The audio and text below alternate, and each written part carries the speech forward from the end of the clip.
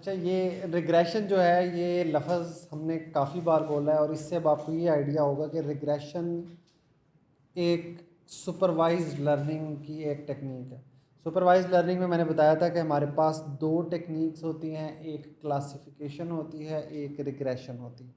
Classification में हम category predict करते हैं, यानी कि हम नॉमिनल वैल्यू प्रेडिक्ट करते हैं। ये मैं मुश्किल लफ्ज़ बोलने की वजह है ताकि आप सारे लफ्ज़ जो है ना उनको कनेक्ट कर सकें, ठीक है। कैटेगरी या नॉमिनल वैल्यू का मतलब है कि it is something which has a label, और वो न्यूमेरिकल वैल्यू में आपको एफर्ट करके कन्वर्ट करनी पड़ेगी, वो न्यूमेरिकल वैल्यू है नहीं। जैसे कैट या non cat, smoker, non smoker, COVID positive, COVID negative. अच्छा, इधर एक और इम्पॉर्टेंट कॉन्सेप्ट है जो अभी हम बात कर रहे हैं, तो मैं बता दूं। आपने सुना होगा कि ये क्लास पॉजिटिव है, ये क्लास नेगेटिव है।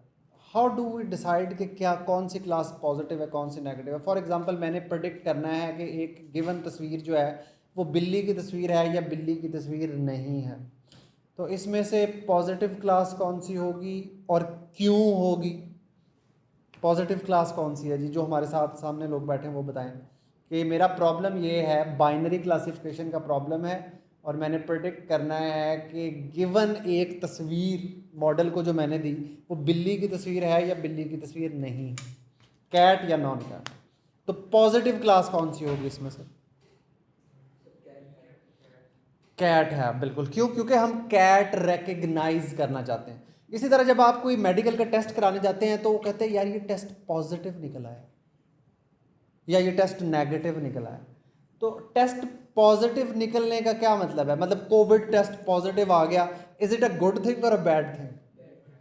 क्यों बैड है? क्योंकि ये कोविड बंदे को है। देखिए, पॉजिटिव क्लास वो क्लास होती है जिसे प्रिडिक्ट करने में हम बहुत ज़्यादा इंटरेस्टेड हैं। जैसे कैट, नॉन कैट में मुझे ये जानने में मैं इंपॉर्टेंट हूँ कि गिवन तस्वीर कैट की है या नहीं है, या एक पर्सन स्मोकर है या नॉन स्मोकर है, मैं ये जानना चाहता हूँ यार ये स्मोकर तो नहीं, ये स्मोकर। इसी तरह अगर मैं किसी को कोविड पॉजिटिव और नेगेटिव का टेस्ट करवाता हूँ तो मैं ये जानना चाहता हूँ यार इसको कोविड तो नहीं, ताकि अगर इसका कोविड है मुझे पता चल गया तो हम उसकी ट्रीटमेंट कर सकें। एक सर्टेन सिनेरियो में, सॉरी आपकी बात कर रहा हूँ, सर्टेन सिनेरियो में अगर आप कहते हो कोविड होना गलत बात है, ठीक है, बुरी बात है, यू कंसिडर अच्छा इसे कोविड होना बुरी बात है, तो अगर वो क्लास लगाते हैं कि इसको कोविड है, ये दो क्लासेस बनाते हैं, कोविड वाले लोग और जिनको कोविड नहीं है नॉन। तो जो कोविड वाले लोग हैं वो पॉजिटिव क्लास है, वो पॉजिटिव क्लास हैं। हाँ। व्हाट इफ हमें वो लोग चाहिए जिनको कोविड नहीं है, हमारा सिस्टम भी उस पर डिपेंड कर रहे हैं, हमने एल्गोरिथम भी उसके हिसाब से डिजाइन किया, हमारे सिस्टम की डिमांड ही वो है। सर आप तो बताएं। ओके, डिमांड की कोई रीजन होती है। देखिए, जब कोई कोविड किसी को नहीं है तो इसका मतलब है आपने उस पर कोई एक्शन नहीं लेना, राइट?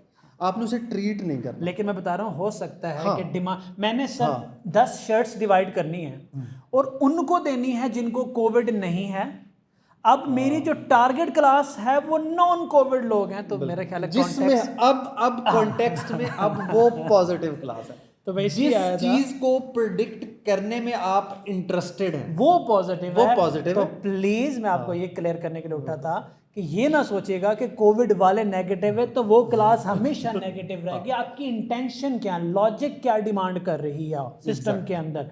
अगर आप ढूंढ रहे हैं वो लोग, फॉर एग्जांपल आपसे कह देते हैं कि यार ये इस कमरे में 100 लोग हैं, 10 में ऐसे लोग पॉसिबल है जिनको कोविड नहीं है, वो ढूंढो। तो अब आपकी टारगेट क्लास कौन सी है?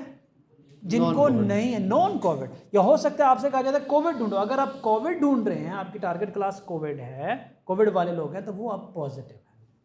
अगर नहीं है तो वो, तो आपका लॉजिक क्या, आप क्या ढूंढ रहे हैं, तो आपका टारगेट क्लास क्या है? बिल्कुल। जैसे टाइटैनिक में सर्वाइव्ड नॉट सर्वाइव्ड था, ठीक है। तो जिस क्लास को आप जानना चाहते हैं वो पॉजिटिव क्लास होती है, दूसरी नेगेटिव देखो ना, क्लास अगर हो सकता है कि कितने लोग मरे, वो पॉजिटिव होगी, क्योंकि आपको तो सिर्फ वो लोग चाहिए ना जो जिन्होंने सर्वाइव नहीं किया। सुनने को तो ऐसा लगता है कि वो नेगेटिव क्लास होगी। Good, great. तो सुपरवाइज लर्निंग की दूसरी फॉर्म जो है वो रिग्रेशन है। रिग्रेशन में आपको पता है कि हम हमेशा कोई न्यूमेरिकल वैल्यू, कोई स्कोर प्रेडिक्ट करते हैं। तो लास्ट टाइम हमने देखा था कि regression can be used as a classifier, और उसका तरीका हमने ये कहा था कि रिग्रेशन के आगे एक ऐसी कोई मशीन या डिवाइस लगा दो जो किसी भी स्कोर को 0 और 1 में कन्वर्ट कर दे। जब वो फंक्शन या मशीन या डिवाइस, अच्छा जब मैं ये मशीन या डिवाइस कह रहा हूँ इसका मतलब ये नहीं है कि ये कोई एसी है या कोई ड्रिल मशीन है, I am talking about software device, ठीक है। तो सॉफ्टवेयर को भी हम डिवाइस कह सकते हैं, मशीन कह सकते हैं। तो हमने उसको 0 1 में कन्वर्ट किया, वो क्लासिफिकेशन बन गई। लेकिन असेंशली अब हम एक रिग्रेशन की दूसरी टाइप डिस्कस करना चाह रहे हैं जिसमें हम एक्चुअली स्कोर प्रेडिक्ट करते हैं किसी का। जैसे हमने बाबर आजम का स्कोर प्रेडिक्ट करना है, हमने किसी घर की प्राइस प्रेडिक्ट करनी है, या हमने किसी बच्चे के एग्ज़ाम में क्विज में आने वाले मार्क्स प्रेडिक्ट करने हैं आज हो जाएंगे, आज हो जाएंगे, सो आज। On so fourth. तो ये सारे के सारे प्रॉब्लम्स जो हैं ये रिग्रेशन के प्रॉब्लम्स हैं। अच्छा, रिग्रेशन को सॉल्व करने के बहुत सारे एल्गोरिदम्स हैं, लेकिन जो सबसे पहला एल्गोरिदम हम आपके साथ डिस्कस करेंगे उस एल्गोरिदम का नाम है लीनियर रिग्रेशन। अच्छा, जब ये आप लीनियर का नाम सुनते हैं ना तो इट हैज़, ये मिलता जुलता नहीं है लाइन के साथ। मतलब लीनियर, लीनियर हर वो चीज़ लीनियर है जिसका लाइन के साथ ताल्लुक है, ठीक है। तो लीनियर रिग्रेशन का मतलब है कि ये रिग्रेशन है जिसमें हम किसी लाइन से कोई काम लेने वाले, ठीक है। तो अभी तक आपने ज़हन में ये रखना है कि लीनियर रिग्रेशन में हम स्कोर प्रेडिक्ट करने के लिए लाइन यूज़ करें। अच्छा, अब लाइन, अगर आपने मैट्रिक और एफएससी की है, हमारी वो ऑडियंस जिसने मैट्रिक या एफएससी की है, तो उन्होंने मैथ में काफ़ी जो है वो अलजबरा पढ़ा होगा। तो उधर एक इक्वेशन ऑफ लाइन होती थी, y is equal to m x plus c, slope intercept form भी जिसे कहते हैं। अगर आपको ये बात समझ में नहीं है, just don't worry about it, take away है लाइन, ठीक है। तो लीनियर रिग्रेशन में आपने प्रेडिक्शन करनी है यूजिंग अ लाइन। तो 2 डायमेंशंस, अच्छा जब मैं 2 डायमेंशंस कह रहा हूँ इसका क्या मतलब है भला? इसका मतलब है कि x और y, ठीक है। तो 2 डायमेंशंस में हम जब लीनियर रिग्रेशन करते हैं तो हम 2 डायमेंशन में लाइन ड्रॉ कर सकते हैं, लेकिन 3 डायमेंशंस में जो लाइन है उसका कोई और नाम है। तो आज की एग्जांपल में हम सिर्फ 2 डायमेंशनल में बात कर रहे हैं, तो हम ये वाली कन्वर्सेशन एक्सटेंड करेंगे लेकिन अगले किसी लेक्चर में, कि अगर हमने 2 डायमेंशन से 3 या n डायमेंशन में जाना है तो फिर लीनियर रिग्रेशन कैसे होगा। तो आज की डिस्कशन में हम सिर्फ यही देखेंगे कि x y independent variable, dependent variable, ठीक है। तो इनमें अगर हमने इंडिपेंडेंट वेरिएबल से डिपेंडेंट वेरिएबल प्रेडिक्ट करना है तो उसके लिए हम लीनियर रिग्रेशन यूज़ करते हैं। और लीनियर रिग्रेशन का जनरल आइडिया ये है कि जितने भी डेटा पॉइंट्स हमारे सामने होते हैं, ये जैसा कि थैंक यू सो मच, ये स्लाइड हमारे सामने है, इसमें हम देख रहे हैं कि हमारे पास ये जो डेटा पॉइंट्स हैं ये एक्चुअल कोऑर्डिनेट्स हैं कि x वैल्यू या इंडिपेंडेंट वैल्यू ये थी तो y वैल्यू क्या थी। आपको पता है ना 2D में हर पॉइंट के दो न्यूमेरिकल वैल्यूज होनी चाहिए। एक को हम x कोऑर्डिनेट कहते हैं, एक को हम y कोऑर्डिनेट कहते हैं। x इंडिपेंडेंट नीचे से, y साइड से। अच्छा, अब आपने पॉइंट प्लॉट कर लिए, अब ये पॉइंट प्लॉट हो गया, अब क्या करें? अब आपने ये देखना है कि ऐसी लाइन में ढूंढूं जिससे ये सारे पॉइंट बहुत करीब हों। अच्छा, ये जो बहुत करीब है ना, ये नापने का तरीका हम बाद में बताएंगे। जनरल आइडिया ये है कि हमने ऐसी लाइन ढूंढनी है कि सारे जो एक्चुअल डेटा पॉइंट्स हैं उसके बहुत करीब हों, दूर ना हो उससे। तो वो लाइन जो है ना वो हमारा लीनियर रिग्रेशन मॉडल बन जाएगा, ठीक है।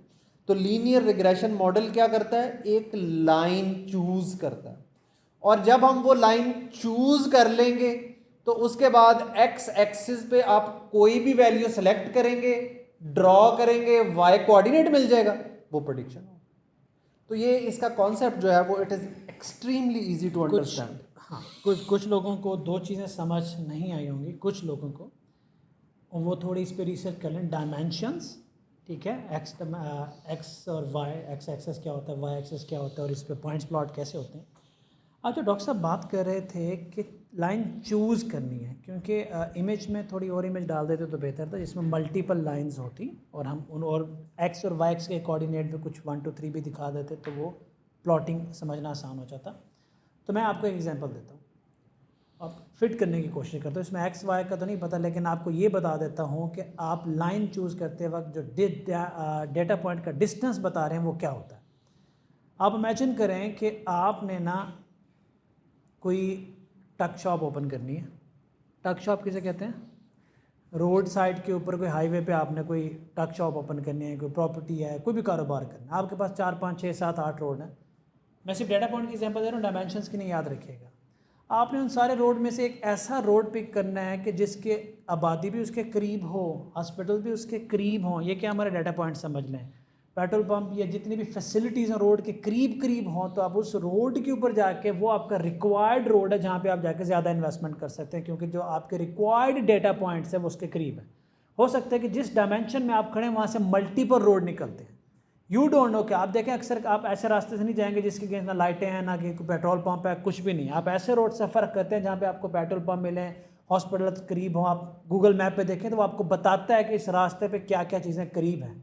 सो हमने जब डायमेंशन प्लॉट करते हैं तो उसके अंदर क्या करते हैं, एक्स की वैल्यू होती है, वाई की वैल्यू होती है, उसकी बेस के ऊपर हम डाटा पॉइंट्स बनाते जाते हैं कि जी लेट्स से कि डाटा पॉइंट्स क्या है। हम बात कर लेते हैं, हम फैसला करने जा रहे हैं कि हमने प्रॉपर्टी के रेट प्रेडिक्ट करने हैं।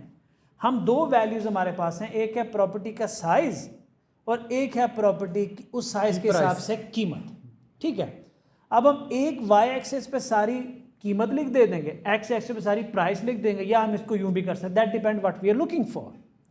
अच्छा, हमने देखा कि हमें एक प्लॉट मिला जिसकी कीमत ही जनाब, वो 3 मरले का प्लॉट है और उसकी कीमत है 40,000। वाई एक्सिस पे सारी कीमत लिखी हुई थी, एक्स एक्सिस पे मरले लिखे हुए थे। 3 मरले से ऊपर जाएंगे, देखेंगे 40,000 कहाँ मैच कर रहा है, यूं लाइन ड्रॉ करेंगे, वहाँ पे एक डॉट डाल देंगे। दूसरा प्लॉट हमने डाटा सेट में से उठाया, उसकी कीमत थी, एक 6 मरले का प्लॉट और कीमत थी उसकी 50,000। हमने पहले के एक्सेस पे 6 मरले से ऊपर गए और वाई एक्सेस से 60,000 को मैच किया और वहाँ पे एक डॉट लगा दिया। वो हमारा एक और डेटा पॉइंट बन गया। जब हम सारे डॉट एक्स और वाई के बीच, वो सारे फैल जाएंगे।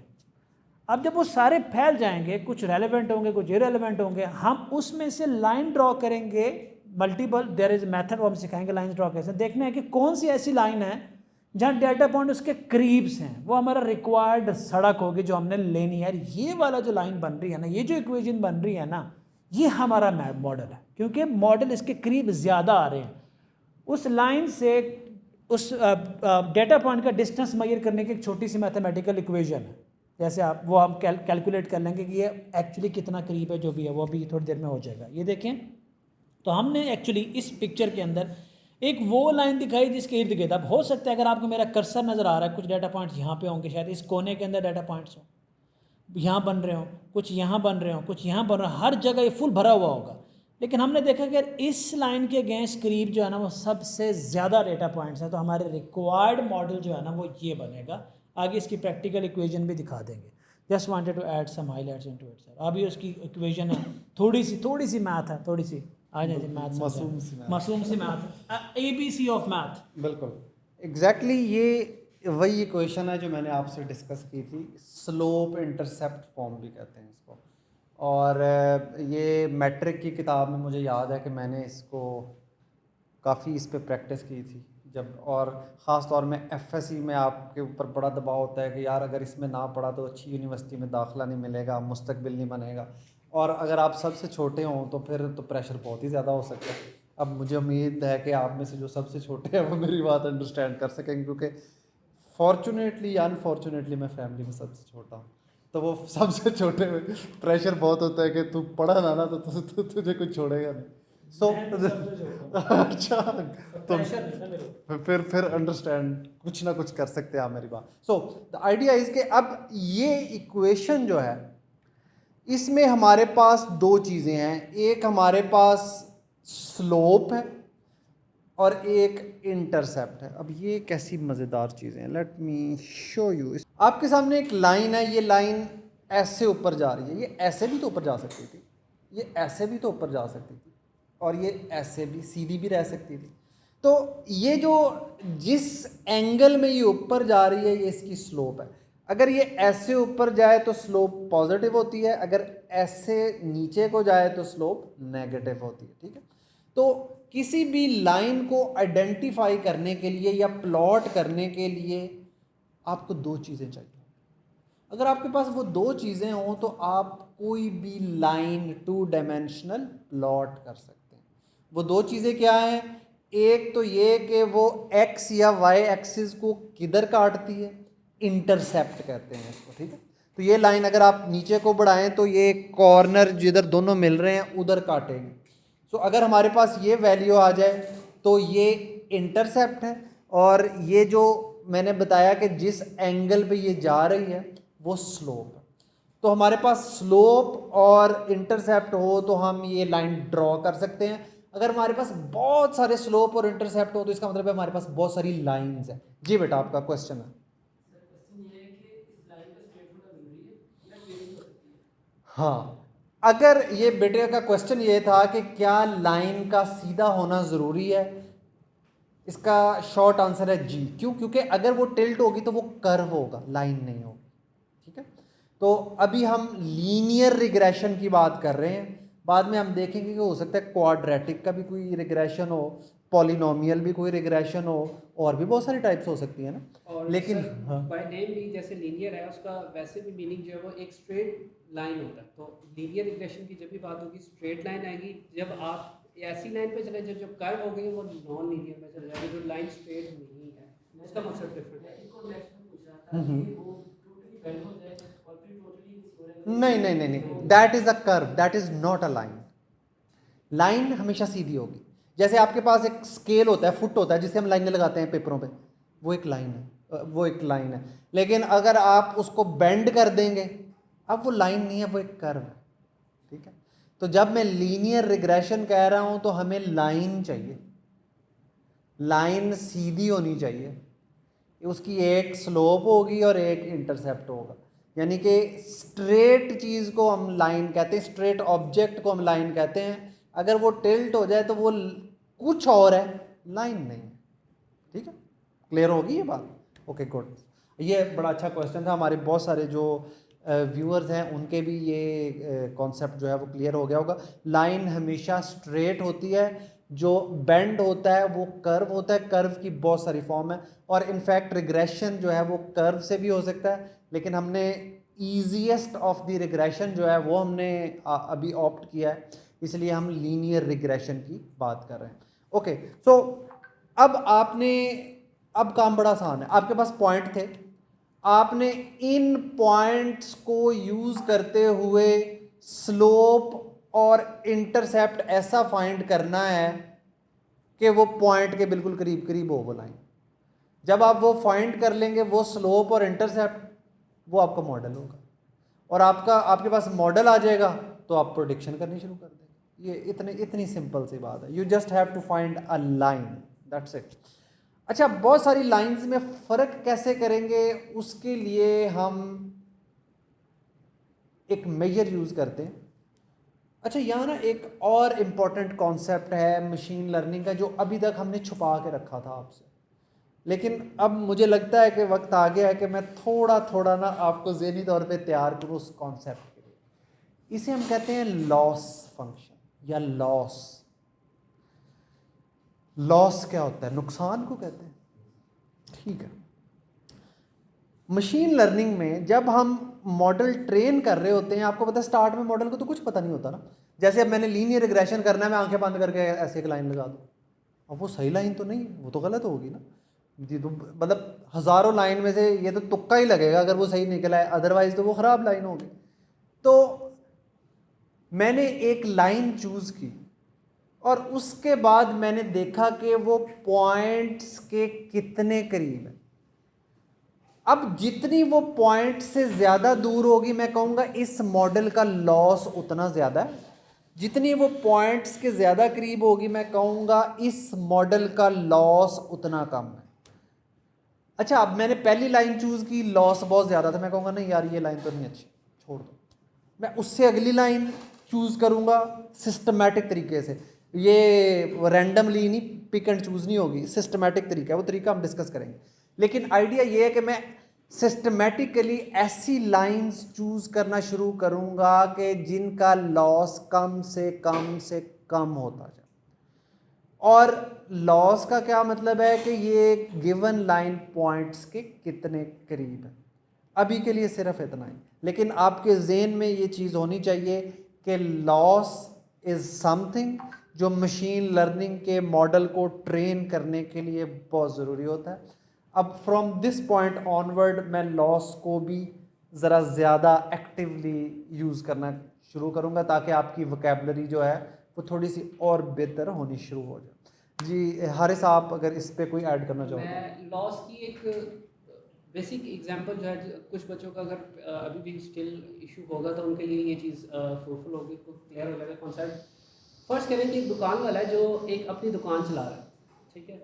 अब उस दुकान चलाने के पीछे उसका पर्पस क्या है कि जो मेरा दुकान चलाने से जो प्रॉफिट है वो मैक्सिमाइज हो, मेरी अर्निंग जो है वो मैक्सिमम हो। लेकिन वो क्या करता है कि एक जो तरीकाकार है, जो एक ऑप्टिमल वे है, जो एक बेस्ट तरीकाकार है जिसके ऊपर चल के आप प्रॉफिट अर्न कर सकते हैं, वो उससे हट जाता है और वो चीज़ें अपनाना शुरू कर देता है जिससे उसको नुकसान होना शुरू हो जाता है। कॉन्सेप्ट क्या है? कॉन्सेप्ट ये है उधार कि देना जब शुरू कर देता है। बिल्कुल उधार, और भी बहुत से फैक्टर्स हैं कि अपनी जो चीज़ें हैं उनको लेट अपडेट करता है, इस सो के तरीके से लेट उठता है, बिल्कुल, दुकान देर से खोलता हाँ, है, और ग्राहक खोल वेट के करते चला रहते जाता हैं, है। हाँ। बिल्कुल। तो आप जब उस बेस्ट वे से ऑप्टिमल सोल्यूशन से, ऑप्टिमल वे से जब साइड पे हटना शुरू होते हैं, जितना आप उससे दूर जाते जाते हैं आपका नुकसान उतना ज़्यादा बढ़ता जाता है। और जितना आप उस तरीक़ेकार को अपनाना शुरू कर देंगे, एग्जैक्ट उस पर आते जाएंगे, आपका जो नुकसान है वो कम होना शुरू हो जाएगा, इवेंचुअली आप प्रॉफिट में चले जाएंगे। ये तो एक रियल लाइफ में से एग्जांपल है। मॉडल के केस में आपको सर ने बता दिया कि वो लॉस कम से कम होता जाएगा और वो उसकी वैल्यू जो है वो जीरो के करीब करीब आती जाएगी। जितना आप जीरो के करीब आएंगे लॉस में, उतना ज़्यादा वो अच्छा परफॉर्म मॉडल अच्छा हो। हारिस ने आपको एग्जांपल दे रहा था, मैं हारिस की एग्जांपल को दोबारा बता देता हूँ। हारिस आपको लॉस की बात बता रहा था जब इसको डाटा एक्चुअल लाइन या आइडियल लाइन को अडॉप्ट नहीं करते हो। देखें, लेट्स कैलकुलेट, आप कंप्यूटर साइंस के लोग हैं, sooner later you gonna do businesses. आप प्रोजेक्ट करेंगे, you gonna get the project at a certain rate. पहला प्रोजेक्ट पकड़ेंगे, छोटा प्रोजेक्ट होगा $200 में पकड़ लिया, ठीक है। फिर प्रोजेक्ट का साइज़ बढ़ेगा, इधर से आपका रेट बढ़ेगा, क्लाइंट की एक्सपेक्टेशन बढ़ेंगी, कम्युनिकेशन का लेवल बढ़ेगा, बात करने का तरीका चेंज होगा, ठीक है। Is a set of skill set जो आपने ज़िंदगी की हर स्टेज पे अप्लाई करना है when you are moving from zero to someone in technical field. अब आप क्या करते हो, उसमें से आप कुछ चीज़ें छोड़ना शुरू कर देते हो। मतलब आपने कम्युनिकेशन इफेक्टिव सीखना छोड़ दी, क्लाइंट जाएंगे या रहेंगे, नुकसान बढ़ेगा या कम होगा। मूविंग फॉरवर्ड, अब आपने एक और तरीका छोड़ दिया, अब आप ओवर चार्जिंग करने लग गए, क्लाइंट जाएंगे या कम होंगे, जाएंगे। मूविंग फॉरवर्ड आपने एक और तरीका भी छोड़ दिया, आपने क्वालिटी डिलीवरी छोड़ दी, फिर क्या होगा, फिर क्लाइंट जाएंगे, फिर क्या होगा, नुकसान बढ़ेगा या कम होगा। इवेंचुअली आपके वो जितनी जो रास्ता लिया था, जब आप वहाँ एंड पे पहुँचेंगे और आपके अंदर एनर्जी भी ख़त्म हो गई होगी, जिम्मेदारियाँ बढ़ गई होंगी, और वहाँ आप ख़ुद को कहेंगे यार ये तो रास्ता ही गलत था, ये तो जो मैं करता आया हूँ, तो बर्बादियाँ फेरता आया हूँ, ये तो मुझे रास्ता ही गलत लिया है, क्योंकि ये तो सारी चीज़ें तो इसमें आती ही नहीं है, राइट। सो लॉस ये होता है कि जब आप गलत रास्ता लेते हो, गलत लाइन पकड़ोगे, तो चीज़ें जो होती हैं वो आपसे, आइडियल चीज़ें जो होती हैं आपसे दूर होती हैं, कम्युनिकेशन आपसे दूर होती है, ठीक है। मैं आपको यूँ भी एग्जांपल दे देता हूँ कि मैंने अभी लेट्स से डिसाइड करना है कि यार मैंने ट्रैवल करने जाना है for my peace of mind, ठीक है। लाहौर में मैं इस पॉइंट पे खड़ा हुआ हूँ, तो एटलीस्ट यार मैं कंजस्टेड ट्रैफिक वाला रोड नहीं पकड़ूंगा जब मेरे पास सारी ऑप्शन है, फंस जाऊँगा ना, दिमाग और ख़राब होगा। मैं डिसाइड करूँगा मैंने कौन सा रास्ता लेना, उस रास्ते के लिए मैं डाटा पॉइंट्स देखूँगा, अपनी सारी जो मुझे चीज़ें चाहिए वो करीब करीब हैं, तो मैं उस रास्ते पे जाऊँगा, मुझे सब कुछ मिलेगा, मेरा नुकसान कम होगा। सो हर इस दुकानदार की एग्जांपल देके ही समझा रहा था, इससे मुझे उसके फ्यूचर प्लान भी नज़र आए, तो दैट्स प्रिटी कूल। इस पर आपको थोड़ी रिसर्च करनी पड़ेगी, बहुत बेसिक है मैथ की ABC है ना, आई एज्यूम कि आप लोग ये कर लोगे। ये वो लॉस है, मीन स्क्वायर्ड एरर। हम ये देखते हैं कि अच्छा, अब ये लफ्ज़ है मीन स्क्वायर्ड एरर, बारी बारी ना हम इसको क्या कहते हैं, डाइसेक्ट करते हैं। उर्दू में क्या कहेंगे, इसकी सर्जरी करते हैं, I don't know. So mean mean से आप लोगों को अच्छी वाकफियत होनी चाहिए, हमने बहुत टाइम लगाया मीन पढ़ाने में आपको। Mean is a way of calculating average, right, एक मेजर ऑफ सेंट्रल टेंडेंसी है मीन, मीडियन और मॉड, इस पे हमने काफ़ी अच्छी डिस्कशन की थी। स्क्वेयर्ड एरर, अब आप ये कहेंगे कि एरर तो सादा भी हो सकता है, स्क्वेयर क्यों ले रहे हैं यार आप, वाई आर, मतलब आप एक आसान चीज़ को क्यों मुश्किल कर रहे हैं। इसकी बड़ी आसान सी बात है, हम एरर कम करना चाहते हैं ना, हम लॉस कम करना चाहते हैं। अच्छा, लॉस और एरर को आप इंटरचेंजेबली पढ़ सकते हैं, लॉस और एरर एक ही कॉन्सेप्ट के दो नाम हैं। तो मैं लॉस कहूँ या मैं एरर कहूँ, मैं एक ही कॉन्सेप्ट की बात कर रहा हूँ कि गिवन लाइन गिवन पॉइंट्स को कितना अच्छा मॉडल करती है, जितना अच्छा मॉडल करेगी उतना एरर और लॉस कम होगा, जितना बुरा उनको मॉडल करेगी उतना लॉस या एरर ज़्यादा होगा। ठीक है, ये क्लियर है हमें? ओके, स्क्वायर क्यों? अब आप नोट करें कि मेरे पास 4 पॉइंट थे, मैंने एक लाइन ड्रॉ की, एक पॉइंट जो है वो लाइन से -10 ऊपर था, दूसरा पॉइंट लाइन से +10 नीचे था, तीसरा पॉइंट लाइन से -40 ऊपर था, चौथा पॉइंट लाइन से 40 नीचे था। मैंने सिर्फ एरर लिया, -10 +10 -40 +40, एरर 0 आ गया। क्या मुझे खुश होना चाहिए यार, इस लाइन का तो एरर 0 है। 4 पॉइंट में से वो किसी को भी मॉडल नहीं कर रही यार, लेकिन एरर 0 है। मसला समझ में आया आपको? मैं दोबारा बताता हूं। हमारे पास 4 पॉइंट थे इस एक्स एक्सिस में, और ये चारों पॉइंट बहुत दूर दूर थे, लेकिन 2 पॉइंट पॉजिटिव थे, 2 नेगेटिव थे। जब आप उन्हें सम करें तो आंसर 0 आ जाता था। अब हमारा, अगर हम स्क्वायर नहीं करें तो हम जब इन सब को सम करेंगे, एरर निकालेंगे, एरर 0 आ जाएगा। और 0 का मतलब है यार ये लाइन तो बहुत ही अच्छी लाइन है, इस लाइन पे ये तो सारे पॉइंट्स को बहुत अच्छा मॉडल करेगी, लेकिन ऐसा तो नहीं। तो इसका इलाज करने के लिए, अब इसका मतलब है कि मुझे ये सारे पॉइंट्स जो हैं ये पॉजिटिव नंबर में चाहिए, है ना। तो अब नेगेटिव नंबर से पॉजिटिव नंबर हासिल करने के 2 तरीके हैं। या तो मैं उस नंबर का स्क्वायर ले लूं, मतलब -10 का स्क्वायर ले लूं 100, +10 का स्क्वायर ले लूं तो भी 100, दोनों पॉजिटिव हो गए ना। तो मैंने क्या किया, मैंने एरर की जगह स्क्वायर्ड एरर ले लिया। स्क्वायर क्यों लिया? ताकि एरर अगर हो तो नजर भी आए। ठीक है, तो अब -10 स्क्वायर +10 स्क्वायर -40 स्क्वायर +40 स्क्वायर। अच्छा, बाय द वे स्क्वायर किसे कहते हैं? मैं बार बार ये लफ्ज़ बोल रहा हूँ, व्हाट इज स्क्वायर? इसको ना हम उर्दू में जब हम पढ़ते थे तो हम इसे कहते थे मुरब्बा लेना। ठीक है ना, सो मुरब्बा लेने को स्क्वायर कहते हैं। ठीक है, तो ये जो मीन स्क्वेयर्ड एरर है, इसका मतलब ये है कि आपने जो भी एरर था उन सारी टर्म्स का स्क्वायर ले लिया। ठीक है, और उन स्क्वायर्स का फिर मीन कैलकुलेट कर। अब ये मीन स्क्वेयर्ड एरर जितना ज़्यादा है उतनी लाइन बुरी है, जितना कम है उतनी लाइन अच्छी है। तो मीन स्क्वेयर्ड एरर आपका लॉस फंक्शन है।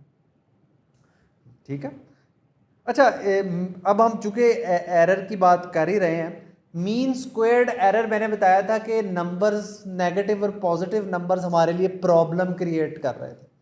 तो हम ये चाहते हैं कि नेगेटिव पॉजिटिव ना हो, नंबर पॉजिटिव ही हो जाए सारे। तो एक तरीका तो ये है कि मैं नेगेटिव नंबर्स का स्क्वायर ले लूँ।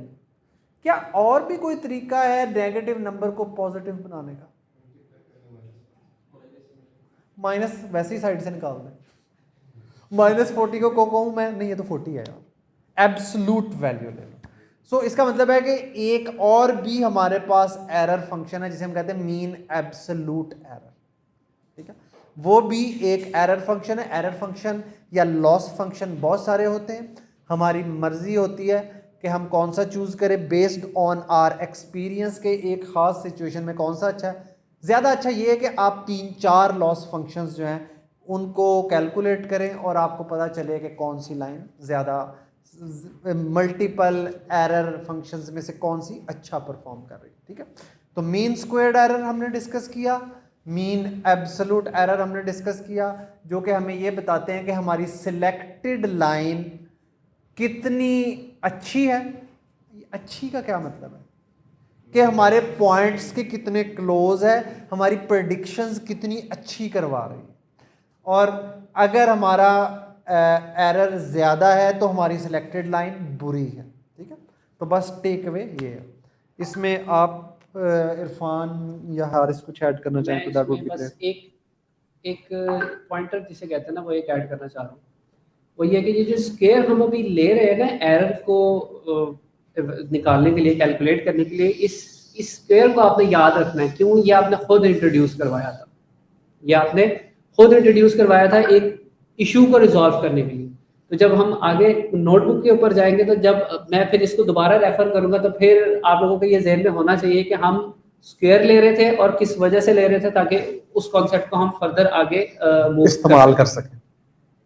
तो मेरा ख्याल अभी और मुश्किल बातें नहीं करते। सो जनरल आइडिया ये है, now we are almost summarize कर देते हैं एक दफा। हाँ, एक दफा समराइज आप कर। मैं कर देता हूँ समराइज। सो बेसिक हमारा आज का टॉपिक है लीनियर रिग्रेशन का। लीनियर रिग्रेशन के अंदर हम करते क्या है? हम करते हैं कि हम एक कंटिन्यूस वैल्यू प्रेडिक्ट करवाना चाहते हैं कि फॉर लेट से कोई क्रिकेटर है तो वो आज के मैच में कितना स्कोर करेगा, 100 स्कोर करेगा, 10 करेगा, 0 करेगा, 100 करेगा, 200 करेगा। इस तरह की हम एक वैल्यू प्रेडिक्ट करवाना चाहते हैं। अब उसके अंदर हम उसको देखने का हमारा जो मॉडल है, हमें कैसे पता चलेगा कि वो ठीक काम करता है या नहीं काम करता? हमने उसको प्लॉट करके एक 2 डायमेंशनल ग्राफ देखा जिसके अंदर हमारे पास मॉडल हमें एक लाइन देता है, straight line. Linear regression means linear straight एक लाइन हमारे पास आनी चाहिए। तो हमारे पास एक लाइन आती है जिसकी एक स्लोप होती है, जिसे हम उर्दू में ढलान भी कहते हैं, कि जिसकी ढलान ज्यादा है या कम है। ठीक है, और साथ इंटरसेप्ट होता है। ओके, अब उसके साथ आपके पास पॉइंट्स होते हैं, डेटा पॉइंट्स होते हैं, और बीच में लाइन होती है। हम वो लाइन प्रेडिक्ट करवा रहे होते हैं, वो लाइन चाहिए होती है जो तमाम डेटा पॉइंट से क्लोज हो, करीब हो। इन शॉर्ट हमें ऐसी राय चाहिए होती है जिसपे पूरा खानदान एग्री कर रहा है, और वो बड़ा मुश्किल होता है। ठीक है, सो ये चीज हो गई। इसके बाद हम क्या करते हैं कि हमारे पास उसका एक लॉस फंक्शन का हमने आपसे जिक्र किया है। लॉस फंक्शन क्या है कि मॉडल जब भी बुरा परफॉर्म कर रहा है तो उसको पेनल्टी डालना शुरू कर दो कि तुम्हारी परफॉर्मेंस अच्छी नहीं है, लॉस वैल्यू बढ़ती जाती है। जैसे जैसे मॉडल ऐसी सॉल्यूशन पे पहुंचता है, ऐसी लाइन पे पहुंचता है जो सारे डेटा पॉइंट से करीब होती है, ऑप्टिमल लाइन जिसे हम कहते हैं, वो उसकी एरर की वैल्यू मिनिमम होती जाती है, क्लोज टू 0 जाना शुरू हो जाती है। ये चीज थी। उस एरर के नाम को हमने बोला मीन स्क्वायर एरर। और उस एरर के अंदर भी हमने क्या चीज डिस्कस की कि जब हम एरर कैलकुलेट करना चाहते हैं तो दो ऐसे पॉइंट्स लेट से आ जाएं, ये सारे ऐसे पॉइंट्स आ जाए जो पॉजिटिव साइड पे भी वही वैल्यूज हैं, पॉजिटिव साइड पे भी +1 +2 +3, और नेगेटिव साइड पे भी +1 +2 +3 है। जब इनको हम एवरेज लेने के लिए ऐड करेंगे तो 0 हो जाएगा जवाब। तो 0 से बचने के लिए हमने उसका स्केयर लिया है। ठीक है, और इस स्केयर से आगे हम आगे जब क्लास में जाएंगे तो फर्दर उसको कंटिन्यू करेंगे। सो ये आज की उसकी समरी है कॉन्सेप्ट की। ओके, अब क्लैब नोटबुक के अंदर हमारा बेसिक ये है कि एक मैं हाउसिंग का यूएसए हाउसिंग का डाटा सेट ले रहा हूँ। ये इस तरह का डाटा सेट आपको मैंने जो असाइनमेंट हमारी प्रीवियस थी उसमें भी दिया था, और उसमें भी आप लोगों का ये काम था कि आपने जो हाउस की प्राइस है डिपेंडिंग अपॉन डिफरेंट फैक्टर्स वो प्रेडिक्ट करवानी थी, कि अगर ये इतने रूम्स हों और इतने उसके साथ उसमें इस एरिया का हाउस हो, फलानी लोकेशन पे हो, और मतलब उसके साथ उसके अंदर आपकी हाउस इनकम इतनी, आपकी एवरेज इनकम इतनी है, आपकी इनकम इतनी, हाउस की ये फीचर्स हैं, तो ये वाला जो हाउस है इसकी प्राइस क्या होगी। ठीक है, इस तरीके से। तो अब ये डाटा सेट है। अब इसके अंदर हम लोग ये कर रहे हैं कि क्योंकि नॉर्मली हम जब भी डाटा सेट लेते हैं तो उसके अंदर हमारे जो इनिशियल स्टेप्स होते हैं वो EDA वाले होते हैं और डेटा क्लीनिंग वाले, ये तमाम स्टेप्स, इसको हम स्किप कर रहे हैं। क्यों? हम अपने डायरेक्ट एजेंडे पे आते हैं। इन शॉर्ट में ये बता देता हूँ कि इस डेटा के अंदर हम अभी देखेंगे भी कि हमने EDA परफॉर्म नहीं किया। मैं लाइब्रेरीज़ को इंपोर्ट कर रहा हूँ और डायरेक्ट मैंने डाटा सेट अपना लोड कर लिया है। डाटा सेट लोड करने के फ़ौरन बाद मैं ये चेक करता हूँ कि मेरा डाटा सेट की शेप क्या है। तो मेरे पास 5000 रोज़ हैं, इंस्टेंसेस हैं डाटा सेट में और 7 कॉलम्स हैं, ठीक है। अब उन 7 कॉलम्स को हम प्रिंट भी कर लेते हैं और हमारे पास प्रिंट के बाद ये डिफरेंट उसके जो फीचर्स हैं, कॉलम्स हैं, वेरिएबल्स हैं, उनकी वैल्यूज़ आपके पास आ रही हैं कि एवरेज एरिया, उसकी इनकम क्या है, एवरेज हाउस एज क्या है, एवरेज नंबर ऑफ़ रूम्स क्या है, बेडरूम्स कितनी है, एरिया की पॉपुलेशन कितनी है, प्राइस कितनी है और जो एड्रेस है वो क्या है। अब यहाँ से देखते हुए हमें अब ये आइडिया डायरेक्टली हो रहा है कि जो एड्रेस है ये हमारे जो मॉडल हम ट्रेन करना चाहते हैं उसके लिए ये एक अच्छी चीज़ नहीं है, हमें इसका कुछ करना पड़ेगा, कुछ इलाज करना पड़ेगा, ठीक है। और जो एड्रेस है हमें इससे कोई रेलिवेंट इन्फॉर्मेशन भी नहीं मिल रही, क्योंकि एड्रेस सिर्फ पल एक हमारे लिए तो अंडरस्टैंडेबल चीज़ है, बट जो आपका मॉडल है उसको इन टर्म्स ऑफ डिस्टेंस या लोकेशन के हिसाब से उसको चीज़ अंडरस्टैंड होती है, तब हमारे लिए वो चीज़ फ़ायदेमंद होती है। तो इसको हम सिंपली ये करेंगे, बजाय कि कन्वर्ट करें अपने लिए एक हैसल क्रिएट करें, हम इसको सिंपली डेटा सेट में से ड्रॉप कर देंगे, क्यों, इसका हमारा कोई फ़ायदा नहीं है इस डेटा सेट के अंदर। ओके, डेटा सेट की हमने साथ इंफॉर्मेशन भी डिस्प्ले करवा ली है और मैं सिंपल ये कर रहा हूँ कि हीट मैप जनरेट करते हैं। हीट मैप जनरेट करने का हमें फ़ायदा ये होगा कि ये हीट मैप वो वैल्यूज़ को शो कर रहा है कि किन किन कॉलम में मिसिंग वैल्यूज़ हैं। तो हमारे पास इस तरह से है कि इस डाटा सेट में कोई मिसिंग वैल्यू नहीं है। ये पॉइंट अब आपने याद रखना है कि इस डाटा सेट में कोई मिसिंग वैल्यू नहीं है। देखें, आप इसकी कोरिलेशन जब ईडीए परफॉर्म करेंगे कोरिलेशन निकाल के चेक कर सकते हैं। कोरिलेशन की वैल्यू आपको बता देगी कि ये आपके उससे मतलब प्राइस के ऊपर इफेक्ट डाल रहा है कि नहीं डाल इसका रहा है। मैं आसान इलाज देता हूँ। देखिए, एड्रेस बहुत ज़्यादा इम्पेक्ट करता है। एक घर जो है वो कैंची में और एक डिफेंस में है, दोनों की प्राइस में ज़मीन आसमान का फ़र्क है। लेकिन असल में ये इंफॉर्मेशन हमें, जब हम ये कॉलम रिप्लेस करेंगे ना, हमें ये इंफॉर्मेशन इनकॉर्पोरेट करनी पड़ेगी, जो कि एक मुश्किल और लंबा काम है। अभी चूंकि हम आपको रिग्रेशन का पहला एल्गोरिदम करा रहे हैं, तो आसानी के लिए हमने इसको यूं समझे कि ये था ही नहीं। लेकिन आपको भी पता है और मुझे भी पता है कि लोकेशन और एड्रेस से ज़्यादा इंपॉर्टेंट तो घर का कुछ होता ही नहीं। बिल्कुल, ठीक है, बिल्कुल, सो thank this is very important. लेकिन अभी के लिए हमने कॉम्प्लेक्सिटी को छुपाने के लिए, चीज़ों को आसान रखने के लिए, हमने ये अज्यूम किया कि यार ये कॉलम एग्जिस्ट ही नहीं करता। बिल्कुल, ओके, थैंक यू डॉक्टर साहब। अच्छा जी, अब मैंने क्या किया कि मैंने सिंपल चीज़ को ये जो एड्रेस वाला कॉलम था मैंने इसको रिमूव कर दिया, ठीक है। अब जब इसको हमने रिमूव कर दिया है, मैं यहाँ पे क्या कर रहा हूँ कि अगर कोई मिसिंग वैल्यू है तो वो ड्रॉप कर दो, लेकिन हमें पता है कि इसके अंदर कोई मिसिंग वैल्यू है नहीं। ये मैंने इसलिए किया कि अक्सर हमारे पास जो प्लॉट आता है उसमें एक अगर मिसिंग वैल्यू होती है, वो इतनी बारीक लाइन होती है कि आपको पता भी नहीं चल रहा था कि वो लाइन वहाँ पे मौजूद है, तो ये उसको रिमूव कर देगी, ठीक है। अब हमारे पास डाटा सेट आ गया है और डाटा सेट को जब हम प्रिंट करते हैं तो हमारे सामने तमाम वैल्यूज़ क्या हैं, न्यूमेरिक फॉर्म में, ठीक है। तमाम वैल्यूज़ किस में हैं, न्यूमेरिक फॉर्म में, नंबर्स में। कोई भी हमारे पास ऐसी वैल्यू नहीं है जो कि जो हमारे पास स्ट्रिंग्स में हो, करैक्टर्स में हो, जिसको हमें कन्वर्ट करने की ज़रूरत हो। अच्छा, इसके साथ एक चीज़ आपको गौर करने की ज़रूरत है कि जो कॉलम्स हैं डिफरेंट, उनके अंदर जो वैल्यूज़ हैं, अब ये फ्लोट वैल्यू है, इसके अंदर डेसिमल से पहले नंबर्स देखें ज़्यादा हैं, इसके अंदर डेसिमल से पहले नंबर कम हैं, ठीक है। और इनकी जो रेंज है वो भी थोड़ी सी, मतलब स्टार्ट जहाँ से हो रहा है एंड जहाँ पे हो रहा है, वो उस रेंज में कितना डिफरेंस आ रहा है वो भी आगे चल के हम देखेंगे। और आपकी जो प्राइस है, प्राइस वाला कॉलम है, उसके अंदर आपके पास ये एक ज़रा अजीब सी आपको वैल्यू नज़र आ रही है, 1 पॉइंट और E+6। ये क्या है, ये E क्या है, इसको कहते हैं एक्सपोनेंशियल, ठीक है, एक्सपोनेंशियल फॉर्म। एक्सपोनेंशियल फॉर्म क्या है कि आप उसको 10 की पावर में लिखते हैं, तो जब आपके डेसिमल वैल्यूज ज़्यादा हो जाती हैं, ठीक है। तो अगर E की पावर 6 लिखा है, इट मीन्स कि आगे 6 डिजिट वैल्यूज़ मौजूद हैं, ठीक है। ओके, इन चीज़ों को देखने के बाद ये चीज़ें मैंने डिस्कस एक वजह से की और वो आगे जाके आपके सामने जब क्वेश्चंस आएंगे तो वो बहुत ज़्यादा ज़रूरी होंगे, तो इनको आपने माइंड में रखना है। डेटा की डिस्क्रिप्शन अगर हम करें तो हमें डिस्क्रिप्शन से उसकी जो 5 नंबर समरी है वो मिल जाती है, और यहाँ से आपको डिफरेंस भी पता चल जाएगा कि मिनिमम वैल्यू, मैक्सिमम वैल्यूज़, आपके पास मीन हर कॉलम का क्या आ रहा है, स्टैंडर्ड जो डेविएशन है, काउंट आपके पास कितना है, काउंट सबका देखें सेम है। अगर यहाँ पे काउंट डिफरेंट होगा ना तो फिर हमारे लिए इशू होगा, ठीक है।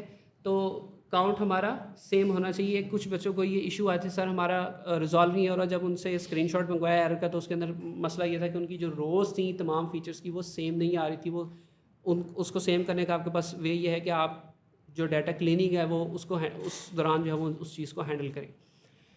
ओके जी, अब हमारे पास जो डाटा है उसकी हम शेप देख लेते हैं कि इस टाइम हमारे पास किस शेप का डाटा हमारा आ चुका है। अब हमारे पास 5000 रोज़ हैं और 6 कॉलम्स, ठीक है। अब हमने क्या करना है, हमने ये करना है कि हमारा जो टारगेट कॉलम है वो क्या है। टारगेट कॉलम ये है कि हम तमाम फीचर्स की बेसिस के ऊपर, ठीक है, हम ये प्रेडिक्ट करवाना चाहते हैं कि ये जो घर है इसकी प्राइस क्या होगी, ठीक है। तो प्राइस वाला हमारा टारगेट कॉलम हो गया, तो उस टारगेट कॉलम को अब हमने डेटा सेट में से अपने रिमूव करना है, अलग करना है, और बाकी तमाम फीचर्स अलग करने हैं। तो एक्स के अंदर मैं सिंपल क्या कर रहा हूँ कि प्राइस के अलावा तमाम चीज़ें, तमाम फीचर्स जो है वो मेरे एक्स के अंदर इनपुट में स्टोर हो जाएंगे, और सेकंड वाई के अंदर मेरे पास सिर्फ प्राइस वाला जो कॉलम है वेरिएबल है वो आ जाएगा, ठीक है। इस सेल को एग्जीक्यूट कर लेते हैं और हमारे पास ये वाली जो रिप्रेजेंटेशन है अब वो हो चुकी है। ये चीज़ें बार बार दिखाने का पर्पज़ ये है कि ये स्टार्टिंग में आप लोगों को मतलब जो जिनका अभी स्टार्ट है, जो फर्स्ट टाइम ये चीज़ों को देख रहे हैं, उनके लिए ये चीज़ें कंफ्यूजिंग रहती हैं काफ़ी टाइम तक, लेकिन ये रिप्रेजेंटेशन देखने से आपके माइंड में एक लॉन्ग टर्म इमेज बिल्ट हो जाती है कि जब भी आप ये काम करने लगते हैं तो ये इमेज रिकॉल हो जाती है, ठीक है। ओके, अब हमारे पास हम शेप चेक कर लेते हैं कि अब मेरे पास एक कॉलम ड्रॉप होके आ चुका है, अब मेरे पास 5 कॉलम रह गए 6 के बजाय, ठीक है। और एक्स की शेप है, तो एक्स का मतलब आपको याद है मैंने बताया था कि हम इनपुट को हमेशा एक्स कहते हैं और आउटपुट को हमेशा वाई कहते हैं। तो जो टारगेट वेरिएबल हमने सेपरेट किया है अब उसका नाम वाई होगा, और जो बाकी फीचर्स हमने अलग रखे हैं जिनकी बेस पे हमने टारगेट को प्रेडिक्ट करना है वो सारे के सारे एक्स होंगे। तो ये कन्वेंशन आपको through out the machine learning, deep learning, जितनी भी एडवांस आप इसमें जाएंगे ये कन्वेंशन आपके साथ रहेगी। बिल्कुल। और हमने लीनियर रिग्रेशन के अंदर अभी जब हम ग्राफ देख रहे थे तो ग्राफ के अंदर 2 एक्सिस थे। एक एक्सिस के ऊपर आपके पास एक्स की वैल्यूज़ थी, इनपुट वैल्यूज़ थी, एक पे वाई वैल्यूज़ थी। तो यहाँ से ये आपके पास वो जो सेग्रीगेशन है, डिवीज़न है, वो हो जाती है। तो ये चीज़ें आपके लिए इस तरीके से हेल्पफुल हैं। ओके, अब इससे नेक्स्ट स्टेप हमारा ये होता है कि हमने फीचर्स और टारगेट्स को जब अलग कर लिया है तो उस डाटा सेट में से भी हमने एक चंक रिमूव करना होता है जो हम ट्रेनिंग के लिए यूज़ करेंगे, और कुछ हिस्सा डाटा का हम टेस्टिंग के लिए यूज़ करेंगे। तो सिंपल उसके लिए ट्रेन टेस्ट स्प्लिट वाला फंक्शन है, और हम 4 जो हमारे पास वेरिएबल्स हैं उनको हम डिफाइन कर देते हैं कि ट्रेनिंग के वक्त इनपुट डाटा, टेस्टिंग के वक्त का इनपुट डाटा, वाई ट्रेनिंग के वक्त जो आउटपुट हमारे पास मॉडल की होती है जो उसने देखनी होती है, जिसकी बेसिस पे वो उसको फीडबैक मिलती है कि ये जो मैं प्रेडिक्ट कर रहा हूँ ये क्या मैं ठीक किया था, नहीं किया, तो मैं अब अपने आप को इम्प्रूव करता जाता हूँ, ठीक है। वाई टेस्ट आपके पास क्या है कि जब आप टेस्टिंग के बाद चेक करते हैं कि ये जो ये प्रेडिक्ट कर रहा है, इसने जो प्रेडिक्ट किया है और जो एक्चुअल वैल्यू होनी चाहिए थी क्या वो ठीक है कि नहीं है, तो हमारी ये एरर के कैलकुलेशन के अंदर भी यूज़ होती है। तो यहाँ पे मैं जो हमारा ट्रेनिंग डेटा है उसकी शेप एक्स ट्रेन, ठीक है, उनकी शेप वो हम प्रिंट करवा के चेक कर रहे हैं, और आप लोगों ने बस ये मेक श्योर कर लेना कि आपका टारगेट वेरिएबल किसी भी मिस्टेक की वजह से यहाँ पे मौजूद ना हो। अवले अगर आप ऊपर वाले स्टेप को अच्छे से परफॉर्म कर रहे हैं तो वो कभी भी नहीं आएगा। वाई ट्रेन के अंदर जब हम चेक करते हैं तो हमारे पास सिंपल एक ही कॉलम आएगा, और उस कॉलम के अंदर हमारे पास जो वैल्यूज़ हैं प्राइस की वो आ रही होंगी। और हमारे पास अब ये देखें कि जो डाटा सेट स्प्लिट हुआ है ट्रेनिंग के लिए उसमें 4000 इंस्टेंसेस हैं। इट मींस के 5000 टोटल थे। ट्रेनिंग के वक्त हम 4000 रोज़ देंगे डाटा सेट की, और टेस्टिंग के वक्त हम 1000 रोज़ को यूज़ करेंगे फॉर टेस्टिंग। अच्छा, ये जो कॉलम के 7 नंबर नज़र आ रहे हैं, जैसे 3413 और उसके आगे वैल्यू है 1610, उसके आगे वैल्यू है, गुड क्वेश्चन। इसका क्या मतलब है? रो नंबर है, वेरी गुड। तो ये जो पहला आपको कॉलम के नंबर नज़र आ रहे हैं ये रो के नंबर थे, और चूंकि हमने रैंडमली पिक किया था अपना टेस्ट डाटा तो इसलिए उसने रैंडमली बगैर किसी ऑर्डर के आपको ये नज़र आ रहा है। तो ये हो सकता है कि ये कंफ्यूजिंग हो कुछ दोस्तों के लिए, तो इसलिए मैंने मुनासिब समझा कि हम इसको डिस्कस कर लें। बिल्कुल। ओके जी, हमारी जो इनपुट टेस्टिंग के वक्त इनपुट डाटा है वो भी हमारे सामने है, उसको हम प्रिंट करवा के चेक कर लेते हैं। और उसमें भी आप देख रहे हैं कि रैंडम आपके पास रो नंबर्स आ रहे हैं, जो कि सबूत है इस बात का कि हमने रैंडमली बीच में डाटा सेट पे से जो रोज़ हैं उनको पिक किया है। अब आपका डाटा इस फॉर्म में आ चुका है कि अब आप इसको मॉडल को पास कर सकते हैं। तो मॉडल को पास करने के लिए आपने क्या करना है कि आपने जो sklearn की लाइब्रेरी है उसमें से लीनियर रिग्रेशन का जो आपके पास फंक्शन है उसको इंपोर्ट करवाना है और उसी को यूज़ करना है। मैं वेरिएबल एक बना लिया है लीनियर रिग्रेशन के लिए, ठीक है। और क्या करना है, हमने ये करना है कि जो फिट का फंक्शन है उसके अंदर हमने ट्रेनिंग के वक्त इनपुट डाटा xtrain और आउटपुट डाटा ट्रेनिंग के लिए ytrain वो उसको पास कर दिया है और इसको हम एग्जीक्यूट कर देंगे और ये आपके पास मॉडल ट्रेन हो गया एकदम से, ठीक है। तो अब जब मॉडल आपका ट्रेन हुआ तो हुआ क्या है, हुआ ये है पीछे कि उस मॉडल ने जो आपकी 4000 रोज़ थी, 4000 रोज़ पे जाके देखा, अच्छा ये बेडरूम्स है, इतनी इनकम है, ये वाला मतलब कि एरिया है, इसकी पॉपुलेशन इतनी है तो इसकी प्राइस इतनी है। उसने उन 4000 रोज़ के डाटा को लर्न कर लिया है। अब वो रेडी है इस चीज़ के लिए कि अगर हम उनको वो चीज़ें दोबारा दें तो वो हमें प्राइस प्रेडिक्ट करके दे देगा कि इन चीज़ों की बेसिस पे ये प्राइस आएगी। अच्छा, इधर एक चीज़ मैं ऐड कर दूं, ये मॉडल जो है ये अच्छा परफॉर्म नहीं करेगा और ये अच्छा परफॉर्म नहीं करेगा, इसकी कोई वजह है तो वो बाद में मैं आपसे पूछूंगा कि आपके ख्याल में ये मॉडल जो है इसमें क्या और हम बेहतर कर सकते थे कि ये अच्छा परफॉर्म करता। 2-3 चीज़ें हैं जो हम डिस्कस आज करेंगे या प्रॉबेबली कल करेंगे? नहीं, हमने इनके लिए क्वेश्चन छोड़ना ताकि ये भी रिसर्च करके आएँ, ठीक है। कल हम इसका आंसर कर देंगे लेकिन आज फिर आप रिसर्च करेंगे, ठीक है। ओके, अब हम क्या करते हैं कि अब हमने जो प्रेडिक्शन है वो करवानी है। अब प्रेडिक्शन के वक्त हमने क्या करना है कि हमने प्रेडिक्ट के फंक्शन के अंदर जो टेस्टिंग के वक्त इनपुट डाटा था कि हम इनपुट तो दे रहे हैं मॉडल को, अब वो खुद प्रेडिक्ट करके बताएगा कि इसकी आउटपुट क्या होनी चाहिए, इसलिए यहाँ पे हमने आउटपुट नहीं दी, ठीक है। तो प्रेडिक्शन वाला फंक्शन हम इसको एग्जीक्यूट कर देते हैं और एग्जीक्यूशन के बाद हमें बहुत बड़ी बड़ी सी वैल्यूज़ नज़र आ रही हैं और ये वैल्यूज़ क्या हैं, ये वो वैल्यूज़ हैं जो हाउस की प्राइसेस, ठीक है। ये तमाम प्राइसेस आपके सामने शो हो रही हैं। अब ये वैल्यूज़ इतनी ज़्यादा क्यों हैं, क्योंकि हमारे पास जो टेस्टिंग के वक्त डाटा था उसमें 1000 रोज़ थी, तो ये 1000 वैल्यूज़ प्रेडिक्ट होके हमारे पास आई हैं। ओके, अब हमने जिस तरह से स्लाइड्स के अंदर एक ग्राफ देखा था कि लीनियर रिग्रेशन के अंदर एक ग्राफ बनता है और हमारे पास एक लाइन आती है, तो अब हम उस लाइन को देखते हैं कि वो लाइन कैसी हमारे पास आई है। सो अब हम मूव करते हैं। ये मैं प्लॉट कर रहा हूँ सीबॉर्न के साथ स्कैटर प्लॉट करेगा ये कि आपके पास पॉइंट्स भी आ जाएंगे और लाइन भी आ जाएगी। अब आप ये देख रहे हैं कि लाइन भी आ रही है और पॉइंट्स भी आ रहे हैं, लेकिन अभी आपसे सर ने एक बात कही है कि ये अच्छा परफॉर्म नहीं करेगा, ठीक है, लेकिन यहाँ पे तो पॉइंट्स लाइन के बिल्कुल करीब हैं।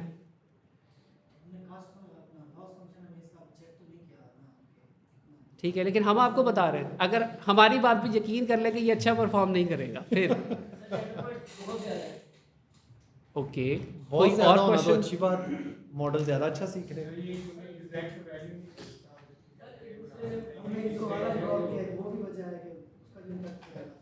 ओके, हाँ वो भी एक एक हुआ आउटलायर ओके, कोई भी नहीं। आउटलायर होते तो वो सिंपली हमें पता लग जाता है कि वो लाइन से बहुत ज़्यादा अकेला ही नज़र आ रहा होता, वो आउटलायर्स जो है वो होते। अब ये लाइन के तो करीब हैं, अब इस पे मैं दोबारा लेके आऊँगा, लेकिन पहले मैं आप लोगों को ये जो हम बात कह रहे हैं इस पर ज़रा यकीन दिला देंगे ये अच्छा परफॉर्म नहीं कर रहा, फिर मैं इस पर दोबारा लेके आऊँगा, फिर आपके लिए कुछ क्वेश्चंस भी आएंगे। ओके, अब मैं क्या करता हूँ कि मैं आपके सामने ये कर रहा हूँ कि जो वैल्यू मॉडल ने प्रेडिक्ट की थी और जो एक्चुअल वैल्यू थी वो प्रिंट करवाते हैं। साइड बाय साइड हम ये प्रिंट करवा रहे हैं, तो ये देखें ये 11 समथिंग वैल्यू मैं एक हाईलाइट कर देता हूँ और जो उसने प्रेडिक्ट की है राइट साइड पे वो 10 समथिंग, मतलब ये वैल्यूज़ बड़ी हैं और उनमें डिफरेंस ज़्यादा आ रहा है। अब इस डिफरेंस को भी देखते हैं। इस डिफरेंस को हम किस तरह से देख सकते हैं कि हम सिंपली जो एक्चुअल वैल्यू है उसमें से प्रेडिक्टेड वैल्यू को माइनस करके चेक कर लेते हैं कि कितना ज़्यादा डिफरेंस आ रहा है। एक्चुअल में क्या होना चाहिए, डिफरेंस ज़्यादा होना चाहिए कि कम होना चाहिए, डिफरेंस कम होना चाहिए। अब डिफरेंस हमें बताएगा कि ये वैल्यू जो है वो अच्छा परफॉर्म कर रही हैं कि नहीं, ठीक है। अब आप ये देख रहे हैं कि यहाँ पे जो हमारा डिफरेंस आ रहा है उसके अंदर बड़ी बड़ी वैल्यूज़ आ रही हैं, ठीक है, बड़ी बड़ी वैल्यूज़ आ रही हैं। इसका मतलब ये है कि ये मॉडल तो अच्छा परफॉर्म नहीं कर रहा।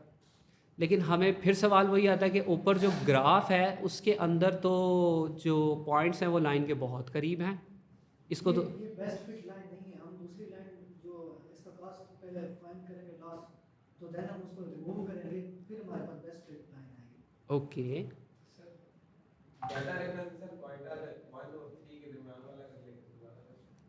ठीक है, हमारे पास मुख्तलिफ जवाब आ रहे हैं जो हमारी ऑडियंस हमें देख रही है लाइव।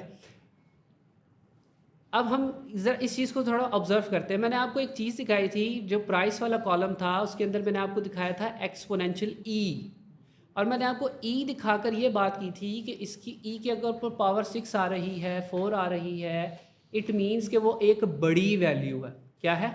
बड़ी वैल्यू है। अब आप ये जो ग्राफ आपके सामने प्लॉट हो रहा है, इसका वाई एक्सिस के ऊपर देखें, ये 2 पॉइंट और उसके साथ 1 raise to e raise to power 6 लिखा हुआ है, यानी 2 multiply by 10 raise to power 6 है ये ग्राफ, ठीक है। और ये इसी तरीके से एक्स एक्सिस पे भी ये हो रहा है। इट मीन्स कि यहाँ पे तो अगर आप इस वैल्यू को देखेंगे तो आप कहेंगे कि सिर्फ ये 0.5 का डिफरेंस आ रहा है, बट ये बहुत बड़ा डिफरेंस आ रहा है। आप यूँ कह लें कि 1 लाख वैल्यूज़ का डिफरेंस आ रहा है, या हाफ लाख का डिफरेंस आ रहा है एक पॉइंट के ज़रा सा भी थोड़ा सा ऊपर चले जाने से। तो पॉइंट्स यहाँ पे आपको एक्चुअली क्लोज नज़र आ रहे हैं लाइन के, लेकिन ये बहुत दूर हैं, स्केल बहुत बड़ा है, बहुत बड़ा है, और आप उसको ग्राफ के अंदर इतना बड़ा प्लॉट करके दिखा नहीं सकते, जिसकी वजह से ये हो रहा है। ये एक ऑप्टिक इल्यूजन की एक एग्जांपल ऑप्टिक बिल्कुल। नंबर सर रिड्यूस करेंगे, छोटे नंबर में ये करेंगे इसको, जैसे हम लॉग जैसे करते हैं तो लॉग के थ्रू। हमें पढ़ाने की ज़रूरत है sir. Very good, that is मैंने हेनरी वेंजी से पढ़ा है सर। वाह, तुमने तुम्हारे उस्ताद से पढ़ा है, ये एक बहुत अच्छा पॉइंट, लेकिन मैं Okay. इस पे और ज्यादा भी तवज्जो नहीं नहीं, अपनी ऑनलाइन ऑडियंस को भी साथ में लाएंगे, फिर उनको हाँ। उस पर डिस्कशन करेंगे। और थोड़ी सी हमने वेरी गुड। ओके, तो हमने ये वैल्यूज़ तो प्रिंट करवा के चेक कर ली थी। इससे आगे मूव करते हैं। आगे मूव करके इसको कहते हैं रेजिडुअल एनालिसिस। रेजिडुअल एनालिसिस के अंदर सिंपल सा कॉन्सेप्ट है कि हम ये करते हैं कि एक्चुअल वैल्यू में से प्रेडिक्टेड वैल्यू माइनस करते हैं, और जो हमारे पास वैल्यूज़ आती हैं उनका हम एक डिस्ट्रीब्यूशन प्लॉट जो है वो देख लेते हैं। अब वो प्लॉट भी आपको डिफरेंट चीज़ें बताता है कुछ, उसको देखना आपने किस तरीके से है कि अब यहाँ पे अगर मैं इसको अप कर दूँ तो हमारे स्क्रीन पे थोड़ी सी जगह आ जाएगी ज़्यादा। अब ये प्लॉट आप देख रहे हैं कि एक अच्छी बेल कर्व हमारे पास बन रही है, ठीक है। ये प्लॉट इस तरह भी हो सकता था कि ये जो पीक है मेरे पास, ये स्टार्ट में आ सकती थी या ये एंड में आ सकती थी, ठीक है। एक तो चीज़ ये है कि आपकी बेल कर्व जो है वो सेंटर अलाइन होनी चाहिए, ठीक है। एक चीज़ ये हो गई, वो हमारी पूरी हो रही है। लेकिन हमारा मॉडल अच्छा परफॉर्म नहीं कर रहा। वही वैल्यूज़ अब क्या करते हैं, ये जो आपके पास ये जो हिस्टोग्राम आ रहा है ना, इनकी जो हाइट आ रही है ये भी आपने देखनी है, ये भी मैटर करती है।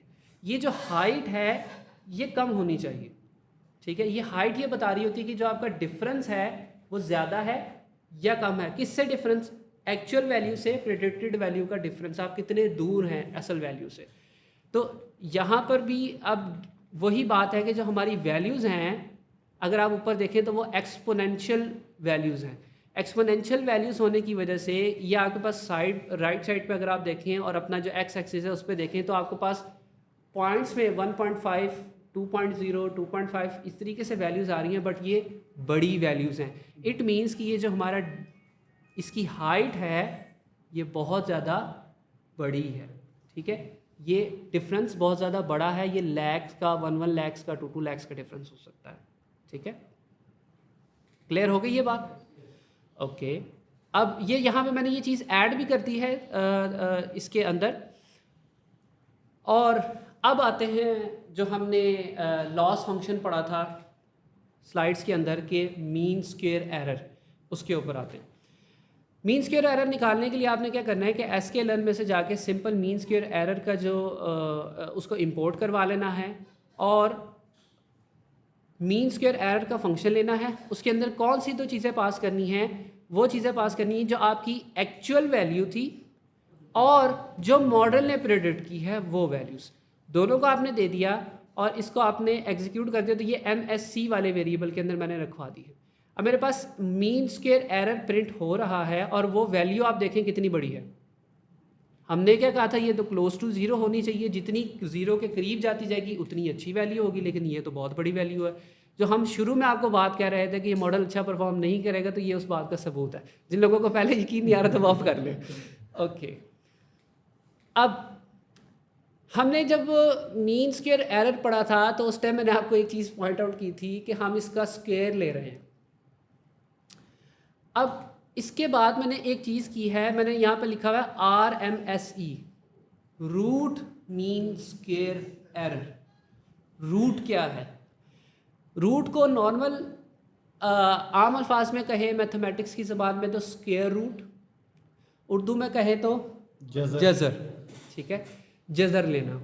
हम क्या कर रहे हैं, जो हमारा ये सिंपल, मैंने क्या किया, नमपाई की लाइब्रेरी न्यूमेरिकल पाइथन नमपाई जिसको हम ऑलरेडी देख चुके हैं, उसमें से एक फंक्शन लिया है स्क्वायर रूट का SQRT, और उसमें मैंने क्या किया, सिंपल MSC को पास कर दिया कि ये जो मेरे पास MSC है ना, इसका स्क्वायर रूट ले लो। पहले हमने खुद ही स्क्वायर लिया, अब हम स्क्वायर रूट ले रहे हैं। इसका कोई रीज़न आपके जहन में आती है, ऐसा क्यों कर रहे हैं?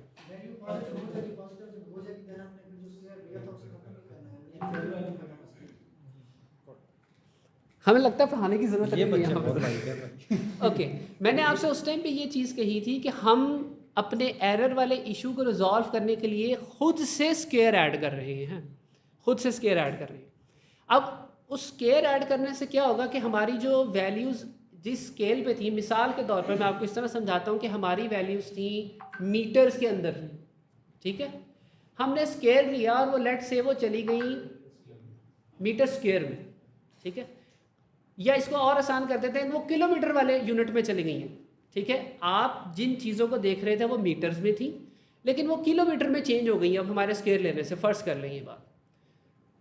अब आप जब उसको उन वैल्यूज़ को देखेंगे, मिसाल के तौर पर अब आप यहाँ पे आपके पास प्राइस है, तो वो प्राइस की वैल्यू बहुत बड़ी होगी या बहुत छोटी होगी, उस पर कोई भी असर आ सकता है। स्क्वायर ले रहे हैं ऑब्वियसली वो बहुत बड़ी हो जाएगी, वो डबल आपको इस तरह से शो हो रहा होगा। आपने उसको दोबारा उसी स्केल में वापस लाना है जिसके अंदर आप खुद से लेके गए थे स्क्वायर लेके, तो उस स्क्वायर का इफेक्ट आपने कैंसिल करना है और वापस स्क्वायर रूट लेके जब आप आएंगे तो उसी स्केल में आप वापस आ जाएंगे जिस स्केल में आप पहले थे, और तब आपके लिए वो चीज़ों को अंडरस्टैंड करना और इंटरप्रेट करना आसान होगा। उसको कहते हैं रूट मीन स्क्वायर एरर।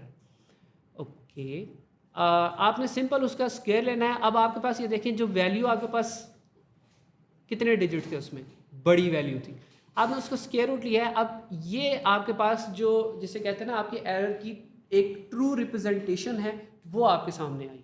ठीक है, सर पॉजिटिव करने का मकसद भी ये है कि एरर चाहे ऊपर हो या नीचे हो, एरर एरर है, जितना हम लाइन से दूर है वो डिस्टेंस। बिल्कुल बिल्कुल। तो हमारा जो इस एरर वाला जो कॉन्सेप्ट है वो क्या था कि एरर के अंदर मसला आ रहा था, वैल्यू ज़ीरो हो जाती थी पॉजिटिव और नेगेटिव वैल्यूज़ की वजह से। हमने उसको कन्वर्ट किया, तमाम को पॉजिटिव में लेके गए। उसके लिए हमने स्क्वायर यूज़ किया था। स्क्वायर वाले एरर को हम कहते हैं मीन स्क्वायर एरर।